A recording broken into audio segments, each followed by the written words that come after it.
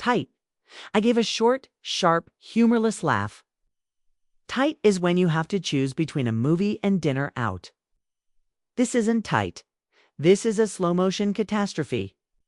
The water heater is about to die. The property taxes are being reassessed next quarter, and they will go up. We haven't put a single dollar into our retirement accounts in 2 years. We are sinking. He ran a hand through his hair. Okay, I'll pick up some extra shifts. That's not a solution. I snapped, my voice rising. That's a Band-Aid on a bullet wound. The solution is not for us to work harder. The solution is to stop the bleeding. I gestured with my head toward the hallway that led to their bedroom. The solution is to deal with them. He sighed, the sound of a man caught between two warring nations. What do you want me to do, Sarah? They're my parents. They have nothing, nowhere to go. If I have social security, I countered, my voice like ice. They have Jim's small pension from that shipping company he worked at for 10 years before he got bored and quit. They have enough to rent a small apartment somewhere. They don't have enough to live here for free, eating organic goat cheese while we inch closer to bankruptcy. It's not the right time, he started. When Mark, I cut. Hemoth stepping closer. The architect in me was taking over now, the part that deals in absolutes, in load-bearing truths. When is the right time? When we have to sell this house. When our credit is ruined. When they are 85 instead of 67 and even less capable of living on their own? We are enabling this. Their irresponsibility, their absolute refusal to face the consequences of their actions. I took a deep breath. I had rehearsed this moment in my head 1,000 times. This was the first, most critical phase of the plan. I had to secure my partner. I'm done, Mark, I said, my voice quiet again, but with a new, unshakable finality. I am done living like this. I am done paying for their mistakes. I have spent the last 2 years drowning in a sea of resentment, and I will not do it for another day. I looked him directly in the eye, and I did not blink. So this is what's going to happen. This weekend, you and I are going to sit down with them. We are going to present them with a rental agreement. They can stay, but they will pay rent, $500 a month each, and they will pay a third of the utilities. And they will buy their own goat cheese. His face was a mask of shock and horror. Sarah, you can't be serious. We can't ask my parents for rent. It would destroy them. No, I said, my voice cold and hard as steel. What will destroy them, what will destroy us, is continuing to pretend that what they did to us was okay. It isn't. About the money? Not really. It's about accountability. It's the bill for our lives, Mark, and it is long past due. I saw the war in his eyes, the love for me, the loyalty to them. The guilt, the exhaustion. I had to make him choose. This is happening, I said, delivering the final load-bearing sentence of my argument. I am doing this with or without your support. But I need to know, right now, before I go any further, are you my husband or are you their son? The question hung in the cold fluorescent light of the kitchen. A bare and brutal thing. Are you my husband or are you their son? Mark stared at me, his face a canvas of conflicting emotions, shock, hurt, and the deep, weary resentment of a man being forced to choose between the woman he loved and the parents he was duty-bound to. The half-eaten sandwich sat abandoned. On the counter, a casualty of our domestic war. That's not fair, Sarah, he finally whispered, his voice raw. You can't put it like that. It's not a choice, isn't it? I countered, my voice dangerously quiet. I refused to yell. My anger was a cold, compressed thing now. A diamond of rage I had been forming under immense pressure for 2 years. Yelling was emotional. Yelling was weak. This was structural. This was a matter of survival. They made you choose the day they cashed our check. They made you choose when they lost our future and then moved into our present. I am just, finally, acknowledging the choice that was made. They're my parents, he repeated, as if the word itself were a magic incantation that could solve our deficit. They're old, they're broken. What you're suggesting is, it's cruel. It's like kicking them when they're already down. They are not down, I said, my voice sharp. I tapped the screen of the laptop. We are down. We are the ones working 60-hour weeks to keep this roof over their heads so they can watch game shows and eat $9 bread. They are not broken, Mark. They are comfortable.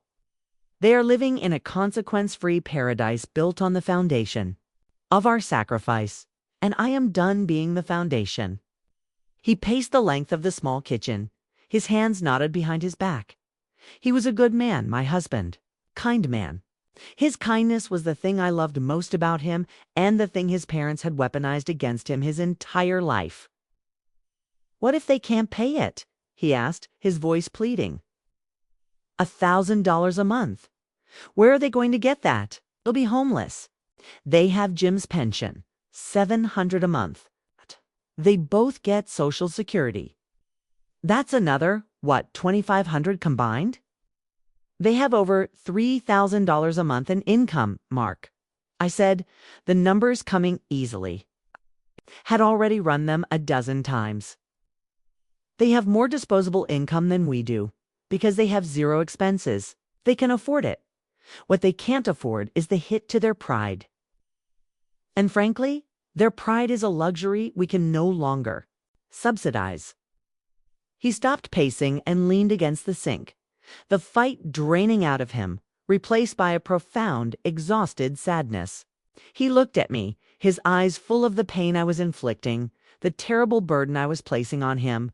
I don't want to hurt them, Sarah. My own anger softened for a moment, replaced by a pang of empathy for the impossible position he was in. I went to him, my voice losing its hard edge. I know, I said softly. I know you don't. But look at us, Mark. Look at what this is doing to us. We don't talk anymore. We just coexist around this giant, unspoken resentment. I lie awake at night listening to the house groan, wondering which appliance is going to die next. You hide in your workshop until they go to bed. This isn't a marriage. It's a holding pattern, and it's not sustainable. I put my hand on his arm. I'm not asking you to stop being their son, Kay. I am asking you to start being my husband again. Kay closed his eyes and leaned his head back against the cupboards. Kay stood there for a long time, the only sound of the hum of the refrigerator. When he finally looked at me again, the argument was gone from his eyes. There was only a grim, weary resignation. Kay, he said, the word barely a whisper. Fine, we'll talk to them this weekend. Talk to be the one to say it, Sarah. You have to let me handle it. Okay, I agreed, knowing it was a promise I wouldn't be able to keep. He could start the conversation, but I would have to be the one to finish it. He was bringing a heartfelt plea to a knife fight. I was bringing a blueprint. Next day was Saturday. The air in the house was thick with unspoken tension. Mark was quiet and withdrawn, moving through the rooms like a ghost. His parents, oblivious, followed their usual routine. Jim watched a golf tournament at a deafening volume while Carol clipped coupons at the kitchen table, occasionally sighing over the price of organic arugula. I, meanwhile, was in my small home office preparing for battle. My revenge, I had decided, would be bureaucratic. It would be devoid of emotion. It would be presented not as a personal grievance, but as a corporate restructuring. I went online and downloaded a standard month-to-month California rental agreement. I methodically filled in the blanks. Landlords, Mark and Sarah Jensen. Tenants, James and Carol Jensen. Property address, 435 Canyon Vista Drive, San Diego. I paused at the section for the monthly rent. I typed in $1,000, plus a section stipulating a 1/3 share of the monthly gas, electric, and water bills, due on the 1st of each month. I printed out 2 copies. Next, I opened my spreadsheet. I printed the last 6 months of our utility bills using a highlighter to mark the steady upward trend since their arrival. I printed the summary page of our budget, the stark, brutal numbers in black and red. I compiled it all into a neat, professional-looking folder. It was the same kind of folder I would use to present a final design to a client. It was cold. It was impersonal. It was perfect. At 4 o'clock, the golf tournament ended. It was time. I walked into the living room, folder in hand. Mark was sitting on the edge of the armchair, his hands clasped between his knees, looking. "Pale, Mark," I said, my voice steady. "It's time." He swallowed hard and nodded.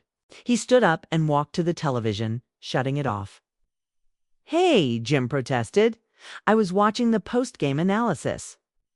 "Dad, Mom," Mark said, his voice tight. Can we have a family meeting?" "In the dining room." Carol looked up from her coupons, her brow furrowed in a pantomime of gentle concern. "A family meeting? Is something wrong, dear?" "Just come to the dining room," Mark repeated, then turned and walked away before he could lose his nerve. We sat at the formal dining table, the one we only used for Thanksgiving.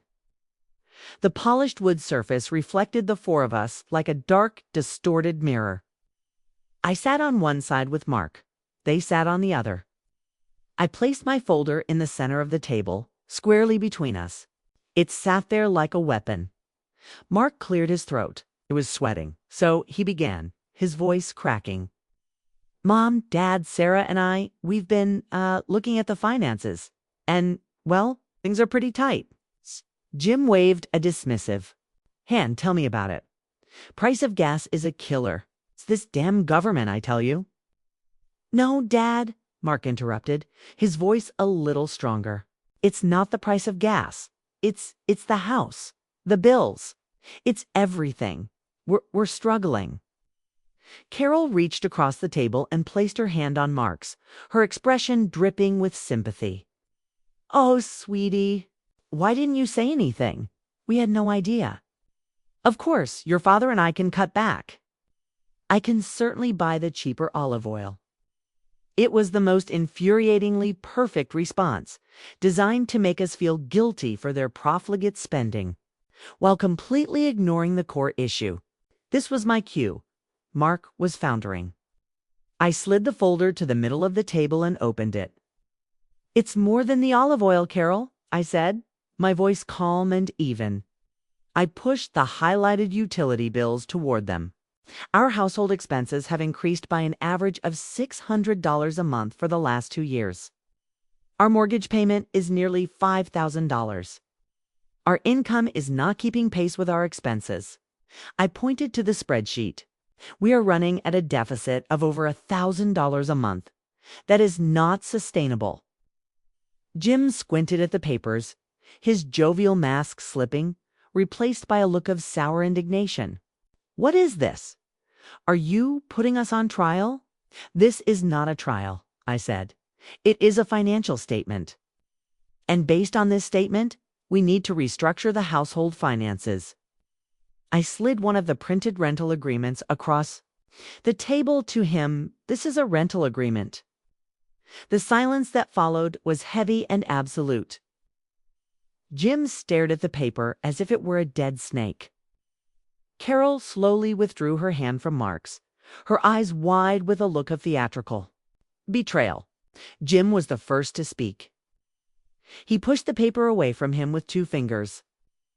"Rent," he said, his voice low and dangerous.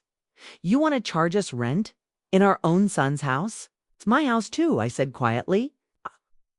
"But—" He wasn't looking at me. His eyes were fixed on Mark, boring into him. "Is this you, Mark? Is this what you want? To charge your old man rent, like some slumlord?" Mark flinched. "Dad, it's not like that." Carol began to cry. It started as a soft, delicate sniffle, then grew into quiet, shoulder-shaking sobs. "Oh, Mark," she wept, her voice thick with sorrow. I never thought it would come to this. That we would be a burden, that our own son would want to evict us. "We are not evicting you," I said, my voice firm. "We are presenting you with two options. Option 1. You begin contributing to the household by paying rent and a share of the utilities as outlined in that agreement. Option 2. You make alternative living arrangements. We will give you 60 days. Alternative arrangements? Carol cried, her voice rising. With what? You know we have. Nothing. You know that? Is this what she's put you up to, Mark? This cold, cruel woman? Turning you against your own mother and father. She was a master. In one move, she had framed me as the villain, herself as the victim, and Mark as the brainwashed pawn. She ignored me completely, her tear-filled eyes locked on her son, her target, her weak link. Do you hate us so much, Mark? Is that it? After we gave you everything. This was the moment. The critical point where every previous confrontation had failed. Mark was crumbling. I could see him starting to fold under the immense pressure of his mother's tears, his father's rage. He looked at them, his face a mess of guilt and anguish. Then he looked at me. He saw my face, calm, resolute. He saw the folder of documents on the table. He saw the numbers in red and black. Okay? He saw the truth of the last 2 years, the slow, miserable drowning. Kay, he remembered our conversation in the kitchen. Are you my husband, or are you their son? He took a deep breath. He turned back to his parents, and he made his choice. Mom, he said, his voice quiet but clear and steady. This isn't about hate, and it's not Sarah's idea, it's our idea. He tapped the spreadsheet. It's about math. We can't do this anymore. We just can't. He looked at his mother, his eyes pleading for her to understand. Sarah's right. The tears stopped. Instantly. Carol's face, which had been a mask of tragic sorrow, went blank. Then hardened into something cold and ugly. Jim's face was purple with rage. Mark's betrayal was a blow they had not anticipated. They had always been able to control him. For the first time, their power had failed. Jim shoved his chair back violently, the legs scraping against the floor. I see, he said, his voice dripping with contempt. So this is how it is. He stood up. Carol stood with him. They didn't look at me. They looked only at their son, with eyes full of a new and terrible disappointment. We'll be in our room, Carol said, her voice devoid of all its previous warmth, flat and dead. They turned and walked out of the dining room. A moment later, we heard their bedroom door slam shut, the sound echoing through the quiet. House like a gunshot. Mark and I were left alone at the table. The unsigned rental agreement sat between us in the deafening silence. Mark had his head in his hands, his body trembling slightly. We had one. We had drawn the line. But the house was no longer a home. It was a battlefield. And the air was thick with the promise of a new, colder war. The slam of their bedroom door was not an ending, but a beginning. It was the closing of a flimsy diplomatic channel and the formal declaration of a Cold War. The four of us, trapped in the 2,200 square feet of our suburban prison, entered into a new and terrible phase of our lives. The days that followed were governed by a silence so profound, so heavy, it felt like a physical presence in the house. It was a silence that absorbed sound, that muffled laughter, that turned conversations between Mark and me into furtive whispers behind the closed door of our own bedroom. My in-laws became hostile ghosts. They would glide through the common areas only when they were sure we were not there. If I entered the kitchen while Carol was making tea, she would stiffen, her back ramrod straight, and leave the room without a word, abandoning her half-made cup on the counter. If Mark sat down to watch the news, Jim would appear in the doorway, glare at him with an expression of profound theatrical disappointment, and then retreat. The unspoken accusation hanging in the air, traitor. They were masters of psychological warfare, and they deployed their full arsenal. Their first tactic was the poverty performance. Carol, who had previously lamented the lack of artisanal cheese in my refrigerator, now made a great show of eating nothing but saltine crackers and tap water. She would sit at the kitchen table, nibbling on a single cracker, sighing with a heartbreakingly tragic air whenever Mark was in the room. "Oh, don't you worry about me, dear," she would say if he asked if she was all right. "We don't want to be a burden on the grocery bill. We have to save our pennies now, don't we?" The implication was clear. We were starving them. Mark, with his deep-seated guilt, found it nearly impossible to endure. He would come to me at night, his face etched with misery. "My mother is eating crackers for dinner, Sarah. Your mother ate a Costco-sized rotisserie chicken for lunch when she thought no one was looking," I would reply, pointing to the evidence in the trash can. I had become a forensic accountant of their hypocrisy, logging every act of sabotage on my spreadsheet, which had evolved from a financial ledger into a war diary. Jim's tactics were less subtle. He took to having long, loud phone conversations with his brother, always within earshot of Mark's home office. "I tell you, Bill, I don't know what's happened to the boy," he'd boom, his voice thick with manufactured sorrow. "It's that woman he married. An architect, she calls herself. More like a demolitions expert. She's got him so twisted up, he's turning on his own family, his own flesh and blood." Together, they waged a war of attrition on our resources.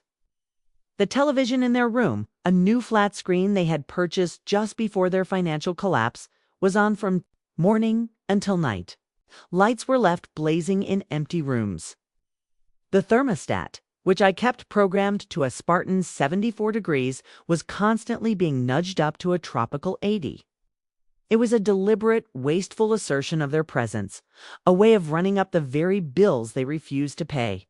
My water heater, my groaning, dying water heater, is being pushed to its limits by Carol's new habit of taking 2-hour-long scalding hot baths a day. "It's for my nerves," she had announced to the empty hallway outside the bathroom door.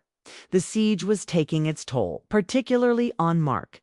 The united front we had forged in the kitchen was beginning to crack under the relentless pressure of his parents' emotional blackmail. He grew withdrawn, his face a constant mask of stress. "I can't live like this, Sarah," he said to me one night, his voice strained. We were in our bedroom, the only safe territory left in the house. This silence. The looks my mother gives me. It's killing me. Maybe we should just, I don't know, forget it. Tell them we were wrong. It's not worth this. I looked at him, at the deep exhaustion in his eyes, and my heart ached for him. But I could not back down. Surrender was not an option? What would that solve, Mark? I asked, my voice gentle but firm. It would teach them that this works. That if they make us miserable enough, we will break. It would guarantee that we will be having this exact same conversation a year from now, only we'll be another $15,000 in debt. Is that what you want? He didn't answer. He just buried his face in his hands. Our alliance. I knew it was holding, but barely. We needed a turning point. We needed the Cold War to turn hot. The crisis came as I knew it would, on a blistering hot Sunday in late August. A Santa Ana wind was blowing, one of those dry, malevolent winds that puts everyone on edge. I had escaped the oppressive atmosphere of the house to run errands, leaving Mark to do some work in his garage workshop. I was gone for 3 hours. When I returned, I knew something was wrong before I even opened the car door. A river of water was flowing from beneath the garage door, cutting a dark, clean path. Down the dusty driveway, my blood ran cold. I ran inside, my heart hammering. The door from the laundry room to the garage was open. The scene inside was one of quiet, deliberate devastation. The utility sink, where Carol had been hand-washing her delicates, was overflowing, a steady stream of soapy water cascading over its edge and onto the concrete floor. The water was an inch deep across the entire garage. A stack of kill-dried lumber Mark had been saving for a project was warped and ruined. A set of his power tools, stored on a low shelf, were sitting in a puddle, their metal casings already showing the first faint blooms of rust. The air smelled of damp concrete and drowned machinery. Carol was standing in the laundry room doorway, a hand clasped to her mouth in a perfect caricature of horror. "Oh, Sarah!" she cried, her voice trembling. "My goodness, I must have gotten distracted by a phone call. I am so terribly, terribly sorry. I'm just so forgetful these days with all this stress." It was deniable, plausible even. But looking at the placid, unblemished surface of her sorrow, I saw the truth. This was no accident. This was a tactical strike, a deliberate, targeted act of sabotage aimed right at the heart of Mark's sanctuary. Mark was standing in the middle of the puddle, his face ashen. He was staring at his ruined tools, his expression one of utter, hollow disbelief. The sound of the running water, the quiet, persistent gurgle of destruction, was the only sound. I walked past Carol without a word, went to the sink, and twisted the faucet shut. The silence that followed was a living thing. Then Mark looked up. He looked at the water, at his tools, and then he looked at his mother. And I saw the last vestiges of his guilt, the last threads of his lifelong conditioning, snap. "You did this on purpose," he said. His voice was not loud. It was a low, dead, terrible sound. Carol gasped, her performance of shock now, infused with a genuine flicker of fear. "Mark, how can you say such a thing? It was an accident. I would never." "My sander," he said, pointing a trembling finger at the puddle. "My grandfather gave that to me. It's ruined." He looked at her, and for the first time I saw him look at his mother not as a son, but as a man who has been profoundly wronged. "You knew my tools were there. You knew this would happen." Jim appeared behind Carol, drawn by the drama. "Now, hold on a minute, son. You can't accuse your mother of—" "Get out," Mark said, his voice still terrifyingly quiet. He was looking at both of them now. "Both of you. Get out of my garage." They fled. Mark stood there for a long time, water seeping into the cuffs of his jeans. I waded in and stood beside him, putting my hand on his back. He was trembling with a silent, helpless rage. "This is going to cost a fortune to fix," he whispered. "The drywall, the tools, God." I looked at the damage, at the warped wood and the rusting metal, at the muddy water that had seeped into everything. And in that moment of crisis, a profound and absolute clarity descended upon me. My plan had been wrong, all of it. The rental agreement, the highlighted bills, the entire strategy was all based on a fatally flawed premise that this was a problem that could be managed. I had been trying to negotiate a peace treaty with an occupying army. I had been trying to charge rent to a saboteur. My revenge had been too small, too logical. I had wanted accountability. What I needed was excision. As long as they were under this roof, they would be a cancer, metastasizing through our marriage, our finances, our home. The only cure was to cut them out, completely. That night, after we had spent hours pushing water out of the garage with brooms, the house was silent again, but it was a different kind of silence. It was the silence of a battlefield after the battle is over, heavy with the stench of smoke and loss. Mark was sitting at the dining room table staring at the unsigned rental agreement, which was still sitting where we had left it days before. He looked up as I entered, his face a hollow mask of defeat. "I don't know how we're going to fix this, Sarah," he said, his voice broken. He meant the garage. He meant everything. "I do," I said. I walked to the table, picked up one of the copies of the agreement, and with a slow, deliberate motion, I tore it in half. Then I tore it again. Mark stared at me, his eyes wide with confusion. What are you doing?" "This was the wrong plan," I said, dropping the torn pieces onto the table. They looked like confetti at a funeral. "It was a compromise, a negotiation. And you cannot negotiate with people who are actively trying to destroy you." I looked him in the eye, my voice as cold and clear as the water that had ruined his workshop. "This is no longer a landlord-tenant issue. This is a hostile occupation, and there is only one way to end an occupation. I leaned forward, my hands flat on the table. The war diary was closed. The blueprints were being redrawn. The new plan was simple. The new plan was absolute. The new plan is this, I said. They have 60 days, not to sign a lease, not to start paying bills, 60 days to get out. For good. Mark's shocked face was a reflection of my own internal landscape. The decision once made felt both terrifying and absolutely fundamentally right. Tearing that rental agreement in two was the most honest thing I had done in years. It was an admission that my first plan had been a fool's errand, a civilized solution to a savage problem. My revenge had been too polite. This new ultimatum was not a negotiation. It was an eviction. It was a declaration of independence. Next morning, the reality of our decisions settled upon us. Mark looked like he hadn't slept, his face pale and drawn. The house was more quiet. The ghosts in the master's suite had not yet emerged.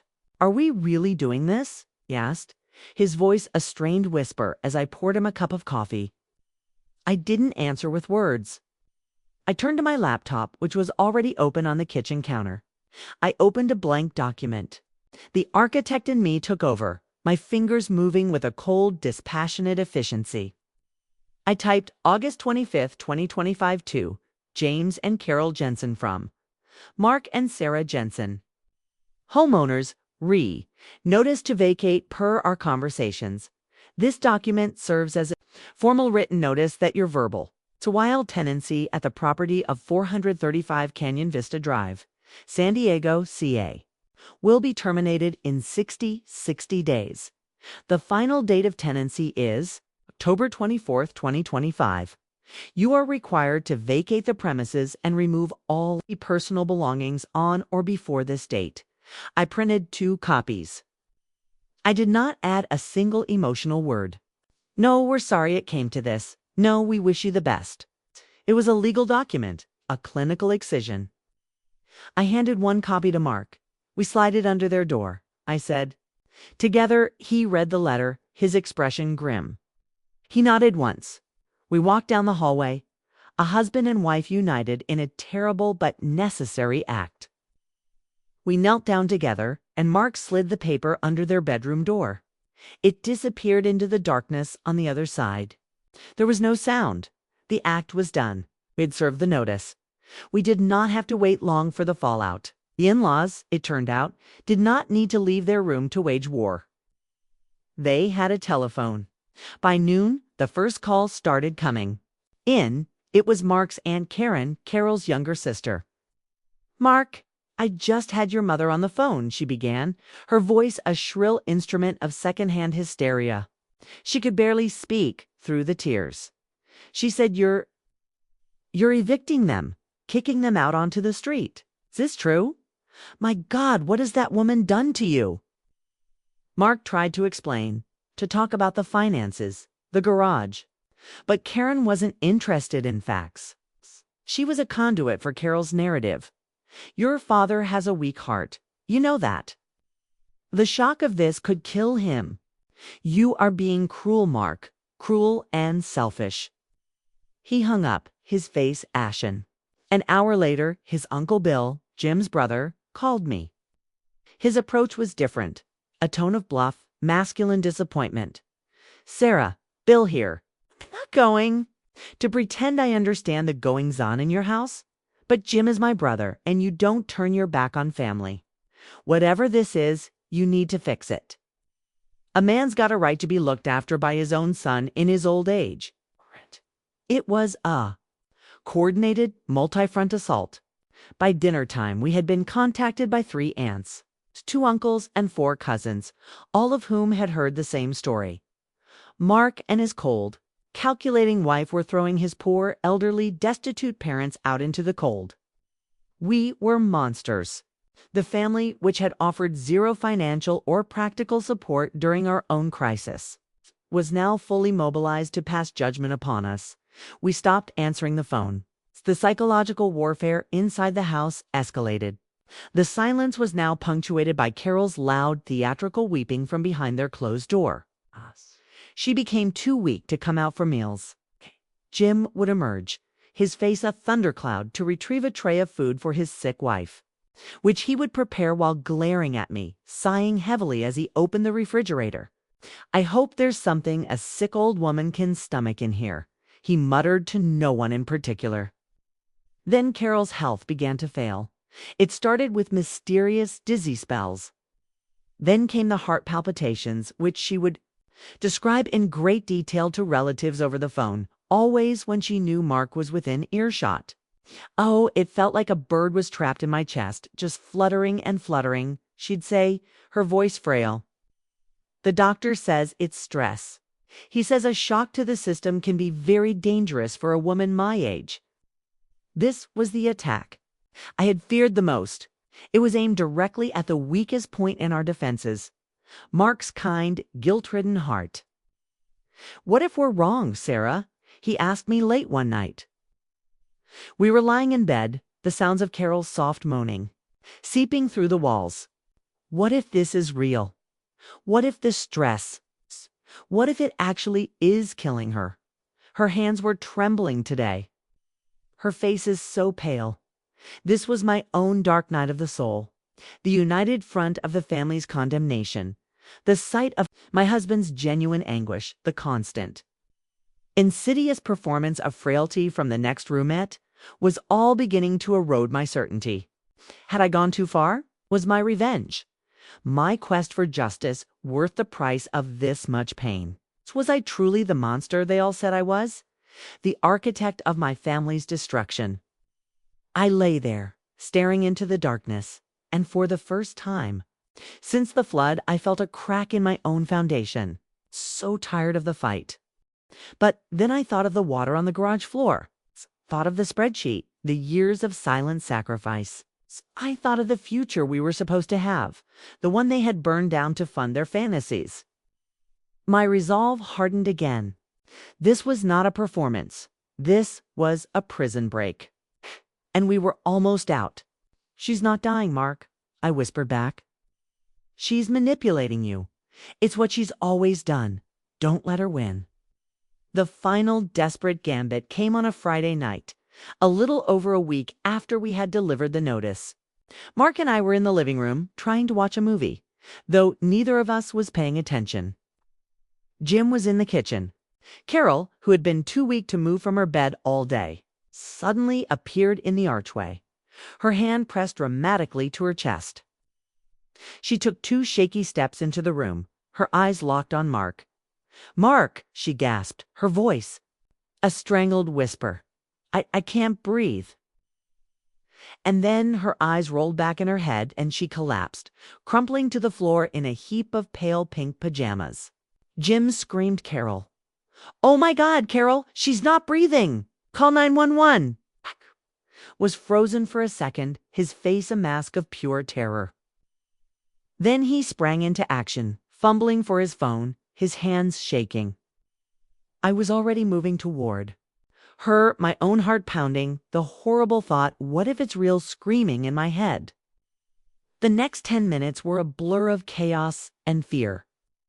Mark was on the phone with the dispatcher, his voice tight with panic. Jim was kneeling beside Carol, patting her hand and weeping. "Don't leave me, honey. Don't leave me." I knelt down, and though she was supposedly unconscious, I could see the faint, rhythmic flutter of her eyelids. The paramedics arrived with a stunning professional speed that cut through the manufactured hysteria. To calm, competent men entered the scene, their presence immediately changing the atmosphere from family tragedy to medical assessment. They got to work, they took her blood pressure. They attached an EKG monitor to her chest. They checked her pulse and her oxygen levels. Carol, for her part, gave a truly masterful performance, moaning softly, her eyes fluttering open, just enough to look terrified. After 5 minutes of beeping monitors and quiet questions, the lead paramedic, a man with a graying mustache and weary, seamy tall eyes, stood up. He looked at Mark, Well, her blood pressure is a little elevated, but that's to be expected with all the excitement. Her heart rhythm is strong and steady. Oxygen saturation is 99%. All her vitals are perfectly normal. He gave Carol a look that was not unkind, but deeply skeptical. "Ma'am," he said, his voice gentle, "I think you've just had a bit of a panic attack. You're going to be okay." Carol, having been given her diagnosis, began a miraculous recovery. The color returned to her cheeks. She was able to sit up. Jim helped her to the armchair, clucking over her like a mother hen. The paramedics packed up their gear. They were leaving. The one with the mustache caught my eye. He gave me a small, almost imperceptible nod, a look of weary solidarity. "We get these calls sometimes," he said, his voice barely above a whisper. "Family disputes? You take care." And then they were gone. The lie had been exposed. Not by me, not by Mark, but by the undeniable, impartial authority of a medical professional. The trump card had been played, and it had been a bluff. Jim was fussing over Carol, who was now sipping a glass of water. But the game was over, and they knew it. Their final, most desperate manipulation had failed, and in doing so, had revealed itself to be a pathetic, transparent fraud. Later that night, Mark and I stood in the silent kitchen. The house was finally, truly quiet. Carol and Jim had retreated to their room without another word. The spell of Mark's guilt was shattered, burned away by the fury of having been so cruelly and completely played. He walked to the calendar on the wall, the one where I had circled October 24th in red ink. He looked at it for a long moment. 52 days, he said, his voice flat and hard and empty of all doubt. I came and stood beside him, my shoulder brushing against his. We were a team again, not a frightened, embattled couple, but a solid, unbreakable unit. Our resolve was no longer based on anger or resentment, but on the cold, hard certainty of the truth. We had faced their final, most desperate attack, and we had survived. We were no longer afraid. We just had to wait for the clock to run out. The 52 days that followed were the longest of our lives. The aftermath of the faked heart attack was not a return to the old Cold War. It was a surrender.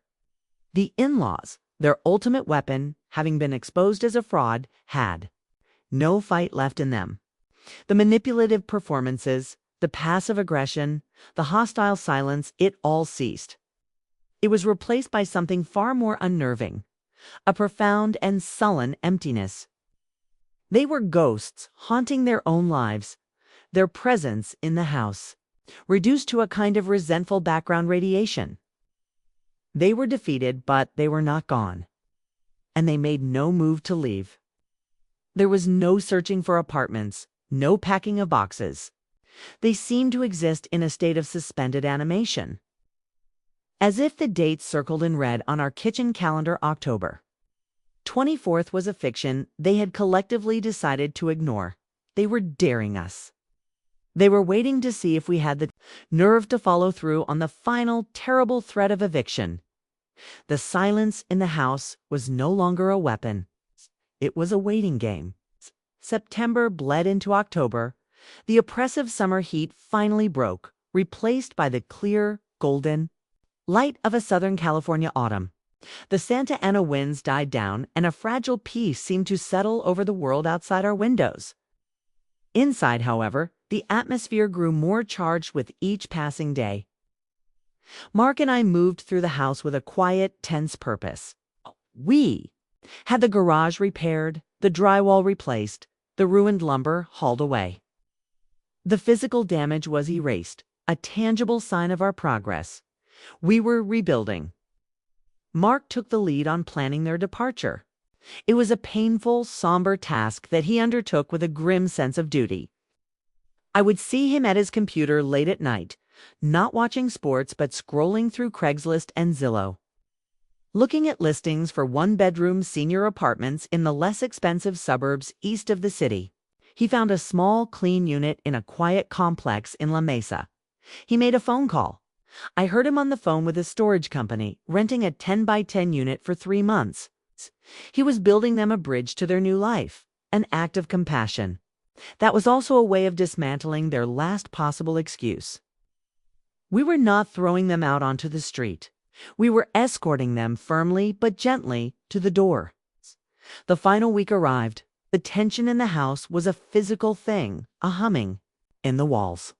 We were all walking on eggshells, avoiding eye contact, counting down the hours. The in-laws grew even more withdrawn, their faces pale and pinched.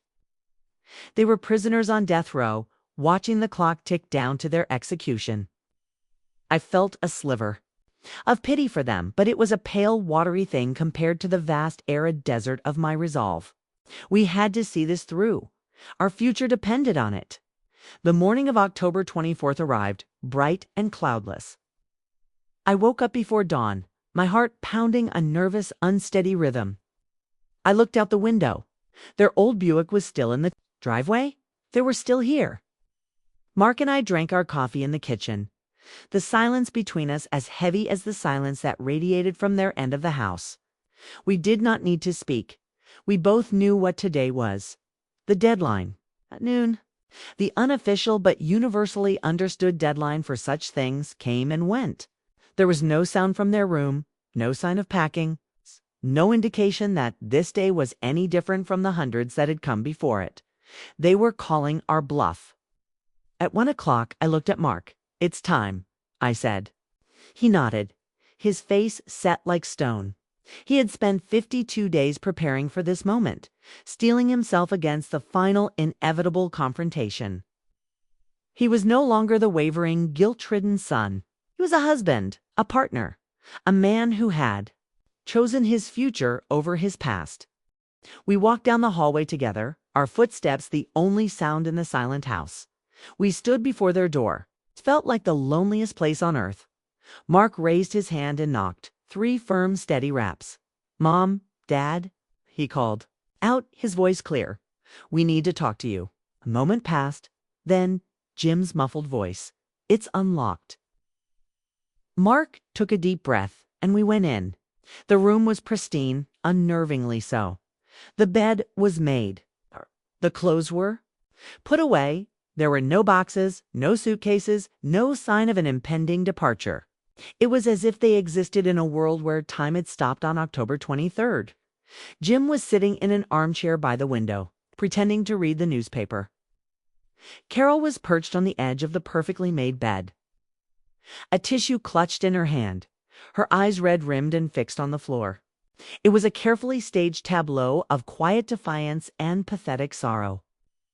Jim lowered his newspaper, his expression one of bored contempt.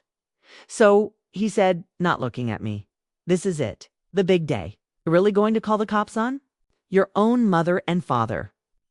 Carol let out a soft, broken whimper. "I just don't understand where we're supposed to go. Mark," she whispered to the carpet.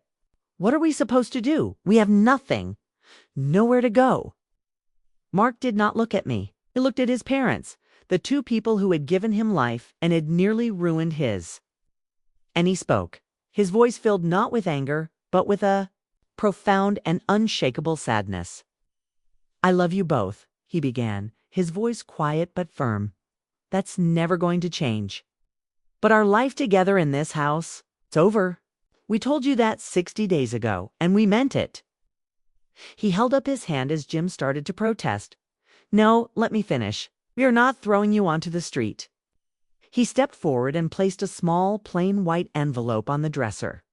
"In that envelope," he said, "is a key to a storage unit at the U-Store on El Cajon Boulevard. It's paid for the next 3 months.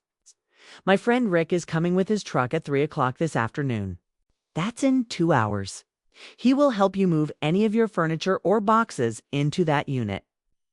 He then placed a single, freshly cut key and a folded piece of paper next to the envelope.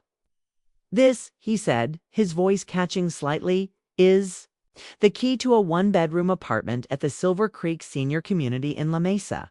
We found it for you. It's clean, it's quiet, it's on the ground floor. And this," he tapped the paper, "is a receipt. We've paid your first month's rent and the security deposit."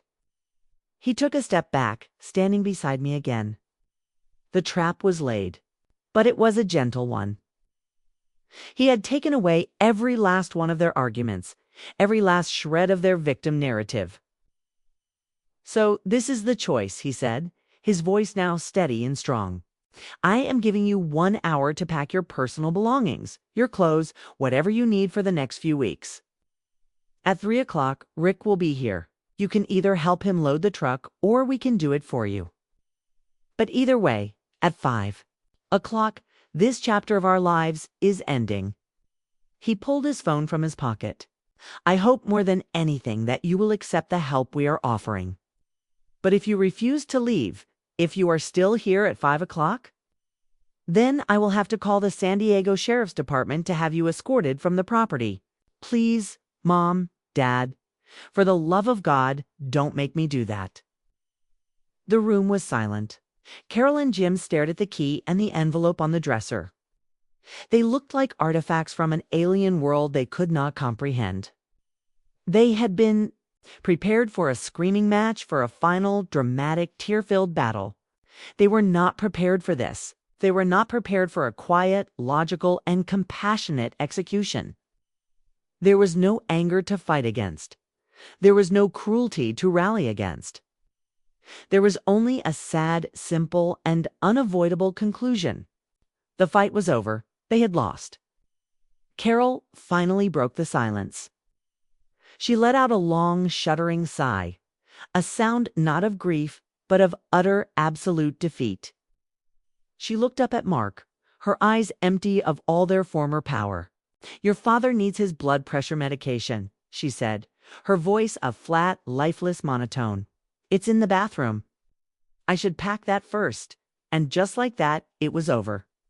Mark and I retreated to the living room. We sat on the couch, not speaking, as the sounds of a life being dismantled began to emanate from the other end of the house. The quiet opening and closing of drawers, the rustle of clothes being placed in a suitcase. We did not feel triumphant. We did not feel happy. We felt a vast, hollowed-out sense of relief, the feeling of a surgeon after a long and difficult operation. At 3 o'clock, Rick's truck rumbled into the driveway.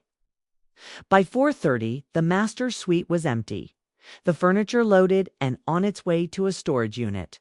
At 4:45, Jim and Carol walked down the hallway for the last time, each carrying a single small suitcase. They did not look at us. They did not say goodbye. They walked out the front door, closed it softly behind them, and got in too. Their old Buick. Mark and I stood at the living room window, side by side. We watched them back out of the driveway. We watched the car drive down the street, signal at the corner, and turn, disappearing from our lives. The silence they left behind was different. It was not heavy or oppressive. It was vast and clean and full. It was the sound of our own lives, waiting to begin again. The house was suddenly, shockingly, ours. We turned from the window and looked at each other. The war was over. And we had, against all odds, survived. After the old Buick turned the corner, a silence descended upon the house. It was a silence unlike any I had ever known.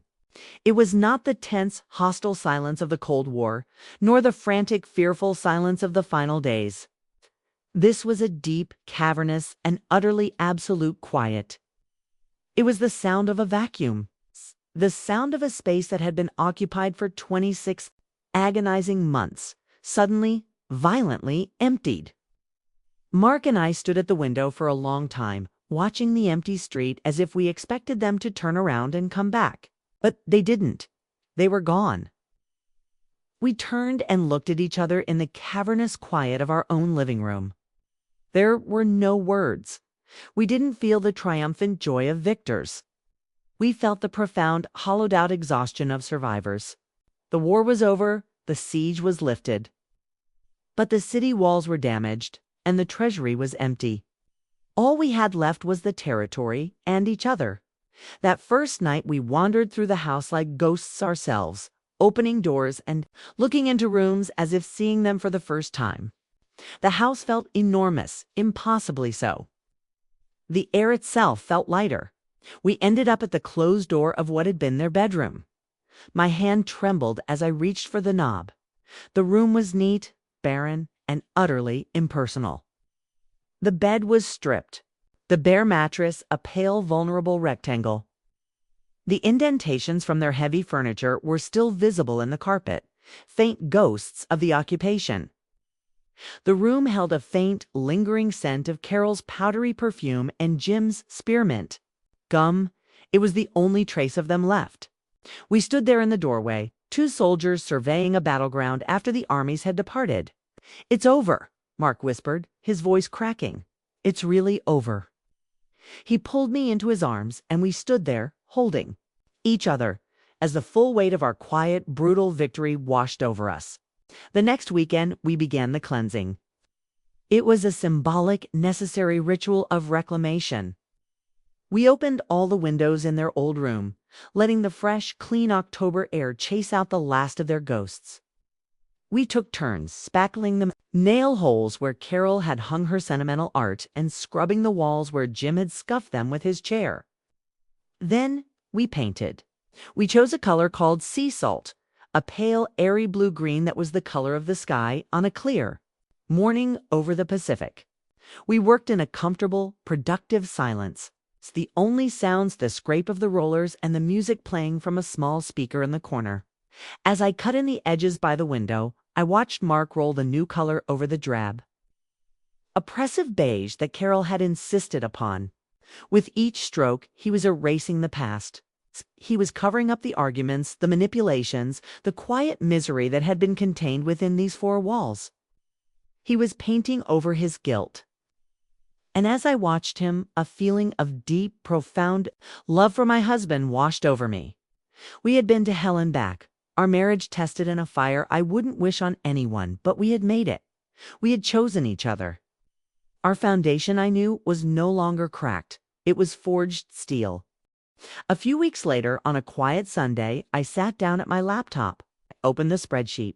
My war diary. For a moment, I was tempted to delete the entire file, to obliterate the record of the last 2 years. But the architect in me, the historian, wouldn't allow it. It was a part of our structure now. The story of the stress test that had almost broken us. Instead, I created a new tab. I titled it, The Reconstruction. I entered our known income. I entered our new, lower projected expenses. The grocery bill was cut by a third. The utility bills would soon follow. For the first time in over 2 years, I typed a number in the monthly savings column that was not negative. It was a small number, but it was black, not red. I built a new projection, a 5-year plan. It was a long, hard road out of the financial crater they had left us in. But it was a road. Before, there had only been the pit. I finally felt what I had not allowed myself to feel for the entire duration of the siege: hope. The ripples of our actions continued to spread through the family, but the waves were smaller now, weaker. The initial tsunami of outrage had dissipated, leaving behind a new, settled reality. One evening, Mark's Aunt Karen called him. Listened from the other room as he took the call, his voice wary. But she was not calling to yell. She was calling to complain. "I swear, Mark," she sighed, her voice dripping with exasperation. "Your mother is going to be the death of me. She calls 5 times a day. Nothing is right with the apartment. It's too small. The neighbors are too loud. Sun is too sunny. All she does is complain and talk about how her own son betrayed her. My God, I don't know how Sarah put up with it for 2 years. You two must be saints." Mark hung up the phone and looked at me, a slow, grimly satisfied smile spreading across his face, which was the closest thing to an apology he was ever going to get from his family. A quiet, backhanded admission that perhaps, just perhaps, we had not been the monsters after all. We learned, through these second-hand reports, that Jim and Carol were fine. They were living in the apartment. They were paying their own bills with their pension and Social Security. They were managing. They were miserable. Of course. They had cast themselves as the tragic, exiled monarchs of a fallen kingdom, and they would play those roles until their dying day. But they were surviving. and in a strange way, that was the most satisfying part of my revenge. We hadn't destroyed them, we had simply forced them to finally take responsibility for themselves. We had forced them to grow up at 67 and 65. 6 months passed. The winter rains came and went, washing the dust from the air. Spring arrived, and with it a sense of renewal that felt potent and real. The room that had been their prison was now my bright, airy home office. My drafting table set up by the window where I could watch the hummingbirds and the bottlebrush tree. One Saturday afternoon, I was sketching a preliminary design for a new client. A small modern beach house in Encinitas. Mark came in, wiping grease from his hands with a rag. He was smiling. "Well," he said, leaning against the doorframe. "It's done." "What's done?" I asked, looking up. "The water heater," he said, his smile widening. "I fixed it. Replaced the thermocouple myself. Watched a video on YouTube. We just saved $1,500. I laughed, a real, genuine laugh. It felt like a miracle. "Well done, Mr. Jensen," I said. "Come on," he said, taking my hand. "I want to show you something." He led me out to the back patio. The yard, which had been neglected for 2 years, was now tidy. He had spent the last few weekends clearing the weeds and mending the fence. In the center of the lawn, he had laid out a series of stakes and strings, marking off a large rectangle. "What's this?" I asked. "That," he said, his arm sliding around my waist, "is where we're going to build our new deck. And over there," he pointed to a sunny patch by the fence, "is where you're going to plant your vegetable garden." I leaned my head against his shoulder, looking at the simple, hopeful geometry of the strings and stakes. A blueprint, a plan for the future. Our future in our home. The rage, the resentment, the years of bitter, corrosive anger was all gone. I had thought I wanted revenge. But I realized now that revenge was never the goal. Revenge was just the ugly, necessary tool I had to use to clear the land. The real prize was this quiet, this peace, this simple, breathtaking, ordinary life. We stood there for a long time, watching the afternoon sun filter through the leaves of the jacaranda tree. The house was quiet. The only sound was the distant hum of a lawnmower and the cheerful, unbothered song of a housefinch. It was the sound of a normal life. A life we had fought for. A life we had won. And it was more than enough. The water heater was making the noise again.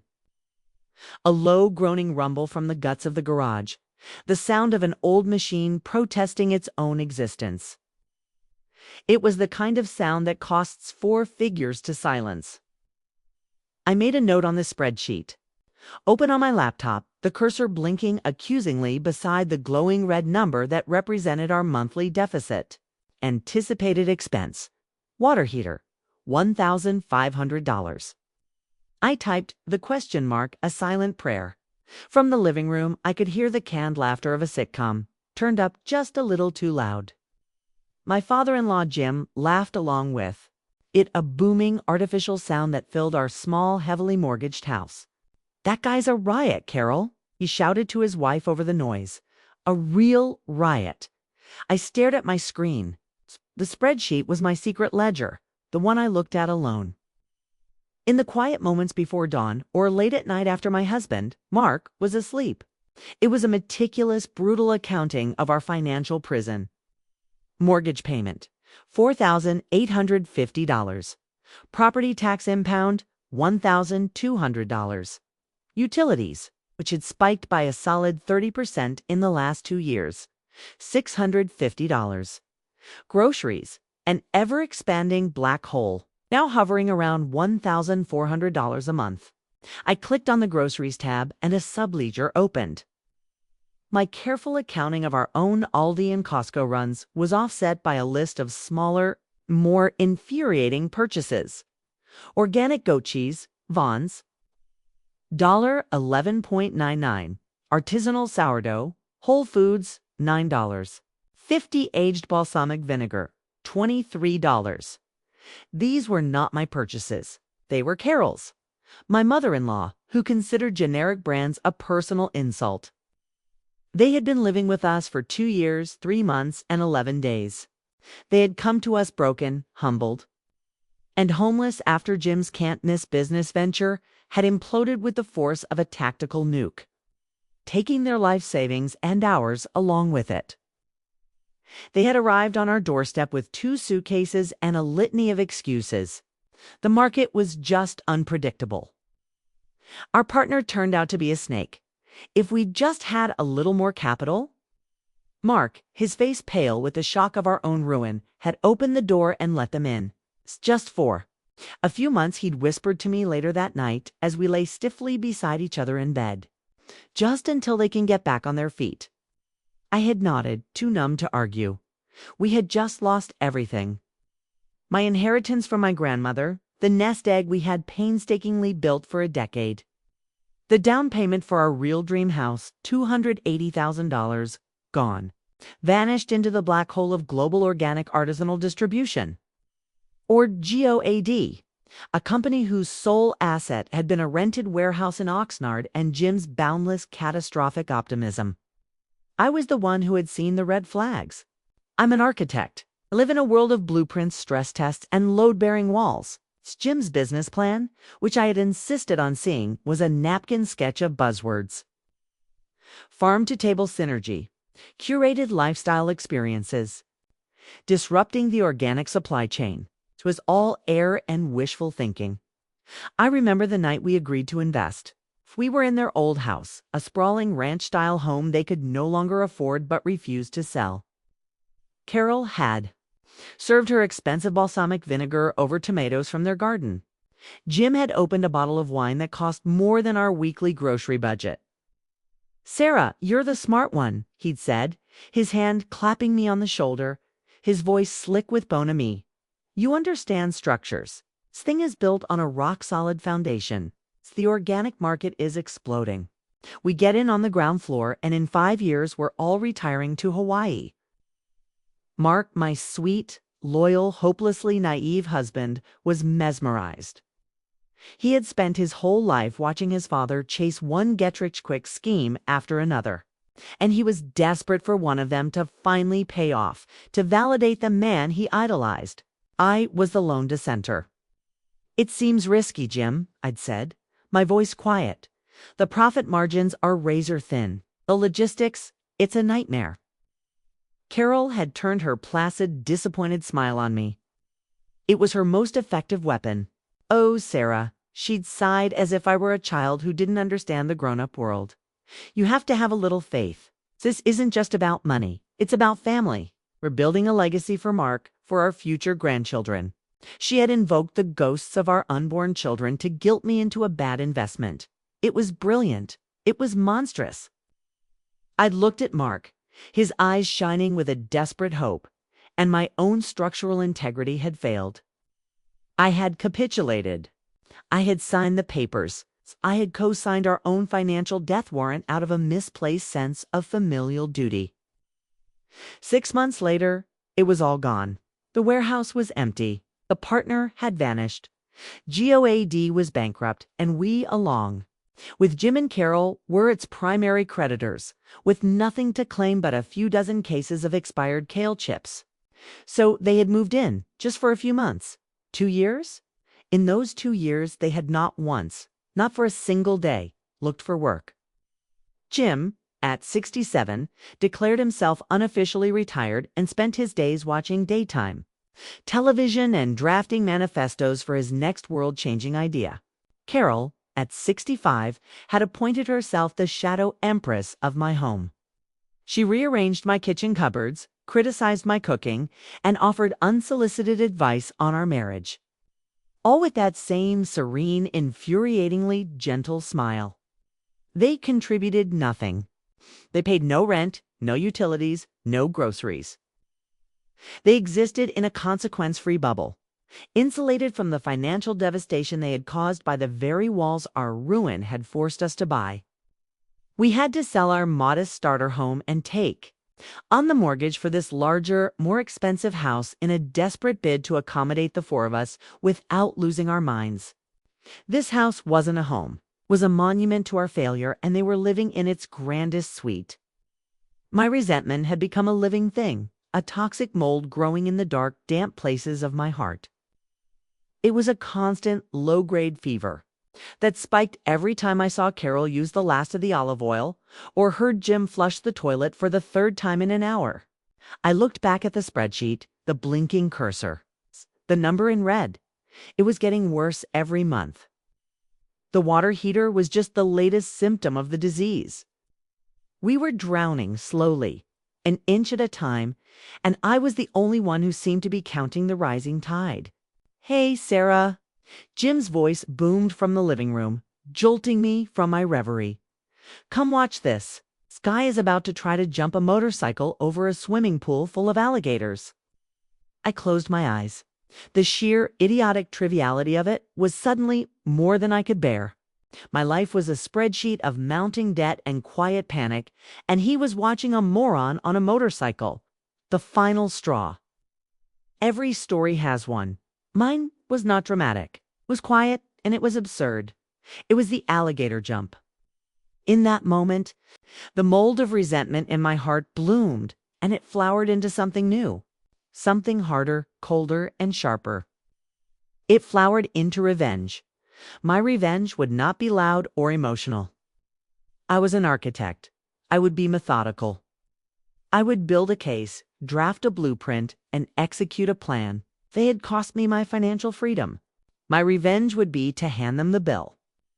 That night, after the drone of the television had finally fallen silent and the house was dark, I cornered Mark in the kitchen. He was making a sandwich, a late-night habit he'd developed since his parents moved in.